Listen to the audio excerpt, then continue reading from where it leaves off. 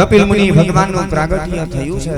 કપિલ મુનિ ભગવાનને વંદન કરીને કર્દમ ઋષિ તપ કરવા માટે વનની અંદર ગયા છે। માં દેવહૂતિ છે પોતાના દીકરા કપિલની સાથે આશ્રમની અંદર રહે છે। ઘણા સમય સુધી રહ્યા અને જ્યારે 5 વર્ષની ઉંમર થઈને માં દેવહૂતિને પોતાના પુત્ર ઉપર એટલો બધો ભાવ છે, એટલો પ્રેમ છે, સતત મારો દીકરો કરે છે। અને કપિલ મુનિ ભગવાને વિચાર કર્યો કે માં જો મારી ઉપર આટલો બધો મોહ રાખશે ને તો એને મુક્તિ નહીં મળે। માં તને ખબર છે ગયા જન્મની અંદર આપણે કોણ હતા, આપણો શું સંબંધ હતો? આ તો જ્યાં સુધી આપણા શરીરની અંદર આત્મા છે ને ત્યાં સુધી આપણા આ બધાનો સંબંધ છે।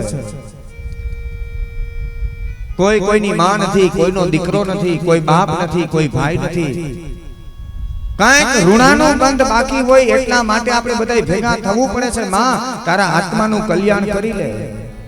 નદીની અંદર પૂર આવે ને એમાં લાકડા તણાતા આવતા હોય, એ બધા લાકડા એક બાજુ ભેગા થઈને રહે, થોડી વાર ભેગા રહે ને જ્યાં ફરી પાછો પાણીનો એમાં ધક્કો લાગે ને એટલે બધા લાકડા નદીના પ્રવાહમાં આગળ તણાવા લાગે। એમાં આપણા કુટુંબ, પરિવાર, આડોશ પાડોશમાં આપણે બધા એક પરિવારમાં ભેગા થાય છે કર્મ રૂપે। પણ જ્યારે કાળ રૂપી હડસેલો પાછો લાગશે ને એટલે આ જીવ પાછો પોતાની યાત્રા આગળ વધારે। ક્યાં સુધી સંબંધ છે? જેમ શ્રીફળની અંદર પાણી હોય ત્યાં સુધી ટોપરું ને કાચલી ચોટીને રહે, પણ શ્રીફળમાંથી ને પાણી સુકાઈ જાય એટલે ટોપરું કાચલીને મૂકી દે, કાચલી ટોપરાને મૂકી દે। એમાં આ શરીરમાં જ્યાં સુધી આત્મા છે ને ત્યાં સુધી જ સંબંધ છે। આપણા કર્મ રૂપી આપણે બધા ભેગા થાય અને માં એ કર્મની ગતિ તું જાણતી નથી, એ બહુ અતિ ગહન છે। એ ગહના કર્મનો ગતિ એ તને ખબર નથી કે એ ગતિ કેવી છે। માટે તારા આત્માનું કલ્યાણ કર। ન તાતો ન માતા ન બંધુ ન દાતા ન ભૃત્યો ન ભર્તા ન છાયા ન વિદ્યા ગતિસ્ત્વમ ત્વમેકા ભવાની। માં દેવહૂતિને સાંખ્ય શાસ્ત્રનો ઉપદેશ આપે છે અને માને મુક્તિ અપાવી। માએ પોતાનો દેહ છોડ્યો। કપિલ મુનિ ભગવાને વિચાર કર્યો કે ગમે એમ તો મારી માં હતી, ભલે હું ભગવાન છું પણ આજે એની ઘરે હું દીકરો થઈને આવ્યો ને હું એનું ઋણ ન ચૂકવી શકું। એક દીકરા તરીકે મારી ફરજ બને, મારી માની સેવા કરવી જોઈએ, પણ મેં તો માત્ર ખાલી જ્ઞાન જ આપ્યું, ઉપદેશ આપ્યો। દીકરો પોતાના શરીરમાંથી ને લોહી કાઢી એનું તર્પણ કરે, શરીરમાંથી માંસ કાઢી એના પિંડ આપે અને શરીરની ચામડી ઉતારીને ચંપલ બનાવીને માને પહેરાવે તો એ માનું ઋણ ન ચૂકવી શકાય।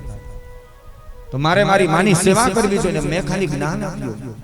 પણ જ્યાં દેવહૂતિનો દેહ પડેલો હતો ને એને પ્રદક્ષિણા કરે છે, ત્યાં તો દેવહૂતિનું શરીર હતું ને જે દેહ પડેલો હતો પાર્થિવ દેહમાંથી ને જલ થયું, બિંદુ સરોવર બાજુમાં હતું એમાં બધું પાણી થઈને ભરી ગયું। કપિલ મુનિ ભગવાને મહાત્માએ મૂક્યું કે જે પણ દીકરો આવી રહ્યા જો માતાનું શ્રાદ્ધ કરશે તો એ માતાને હું ચોક્કસ મુક્તિ અપાવી દઈશ।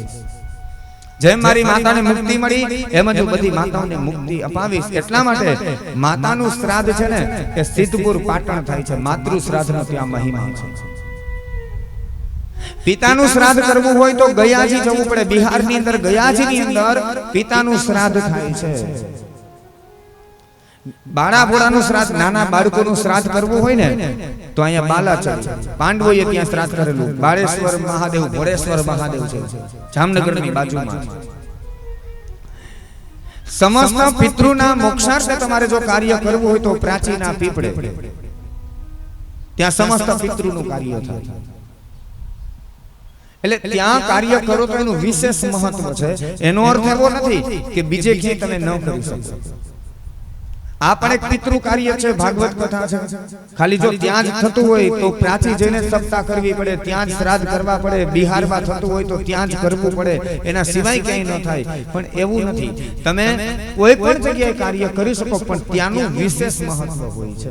ત્યાં જાવ તો વિશેષ। એમાં બિહારમાં પિતા પાછળ, બાળકો પાછળ, તો અહીંયા બાલાચરી ભાઈ પાછળનું શ્રાદ્ધ, ગોકર્ણ આપણે કુતિયાણાની બાજુમાં પોરબંદર પાસે ગોકર્ણ મહારાજે ધુંધુકારી પાછળ ત્યાં શ્રાદ્ધ કરેલું, તો એ ગોકર્ણની અંદર પણ ત્યાં ભાઈ પાછળ શ્રાદ્ધ થાય છે।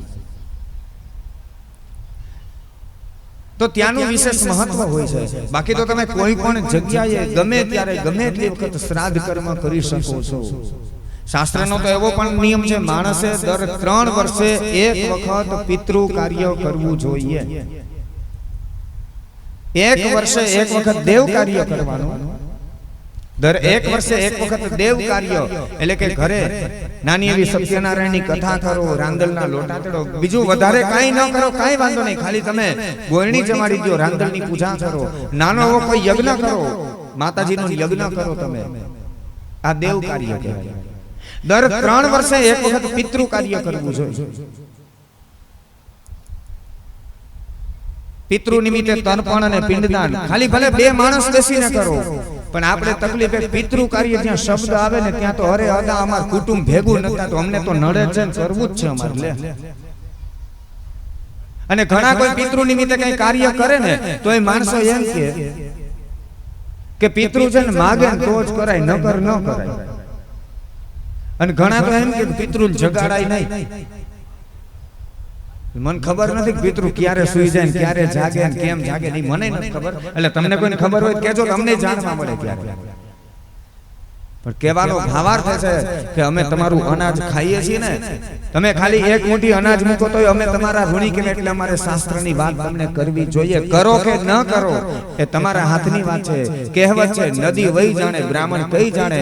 અમારી ફરજ બને કે આજે તમારું ઋણ ઉતારવા માટે અમારે કંઈક સાચી વાત કહેવી જોઈએ. ખોટી અંધશ્રદ્ધા ક્યારેય ન રાખતા. શાસ્ત્રનો એવો નિયમ છે દર 3 વર્ષે એક વખત પિતૃ નિમિત્તે માણસે કાર્ય કરવું જોઈએ. નથી કરતા એટલા માટે જ અમુક સમય પસાર થાય ને તો પણ પિતૃમાંથી ને આપણા પિતૃ પાછા પ્રેતમાં વયા જાય. આવું મેં વાંચેલું છે. ભલે કદાચ એનું કાયદેસર મૃત્યુ થયું હોય, ઉંમર પ્રમાણે એમ જ મૃત્યુ થયું હોય, પ્રેત ગતિમાં તો નહીતર આકસ્મિક મૃત્યુ થયું હોય ને તો પ્રેત ગતિમાં જાય. પણ નિયમ એવો છે કે વધારે સમય સુધી પિતૃ કાર્ય ન કરો તમે તો પણ આપણા પિતૃ પ્રેતમાં વયા છે. પણ એટલી બધી બીક લાગે માણસોને ખાલી પિતૃ કાર્ય શબ્દાવેદન કે અદા પિતૃ કેમ કરવું, જગાડશું પિતૃ. અને પાછું પિતૃમાં એવું આપણે માનીએ કે પિતૃ આવવા જોઈને ધૂણવા જોઈને જવાબ મળે. બાપ એ પિતૃની ઈચ્છા હોય ને, આપણી શ્રદ્ધા હોય, આપણું શરીર ચોખ્ખું હોય, મન ચોખ્ખું હોય, એમાં ક્યાંય ગોતવા જવાની જરૂર નહીં, પિતૃ આવી જ જાય.